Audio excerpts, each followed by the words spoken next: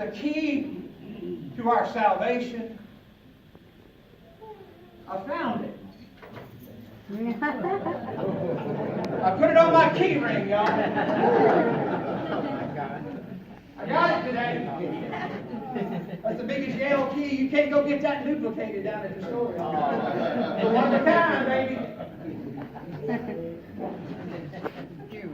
And so in Isaiah 22, he actually did. He laid the key on his shoulder. And he said, I give you authority to shut doors and open doors. But he says there's one coming down here who is the key of David. Because David had a heart after God. And he knew there was only one thing, that neither height nor depth. He knew that God could get him through everything that he ever went through. That in Psalm 51 he said, wash me, cleanse me, and purge me. He knew somebody who could do it. Even when we mess up, right? What he was singing about a minute ago. Even when you mess up, God loves you. That's the key today. Jesus loves you today, man. It is the key that we need in our life. If you miss everything else in life, you need that key. That God loves you. 1 John 4:8, God is love. Don't miss that out. That's your key today. And so he goes on to say in Romans 8, he said, I am convinced. Now listen now. Neither what? Death nor life. I'm talking about that. That is the two paradigms of everything. Neither death nor life. In other words, nothing can separate you from God's love today. I didn't say neither crackhead or heroin addict or anything. I'm telling you, God loves you today. Hallelujah. Amen. Man, you need to get persuaded of that today. That I'm telling you that God is longing over you. He is singing over you today. That He loves you today. That is the key to the universe today.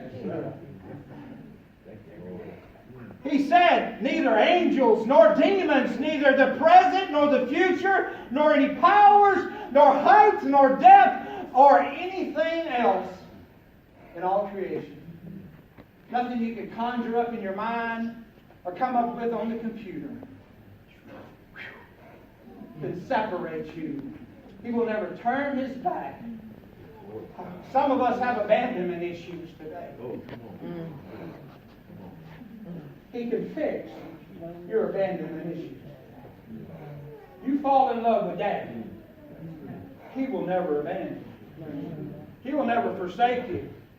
And when I began to look at what some of the things were, it says He'll never abandon you. He'll never desert you. He'll never turn His back on you. He'll never cast you aside. He'll never disown you. He'll never be discarded. And some of you have been discarded before, but He's there to pick you back up and say, I love you. That's the key to God.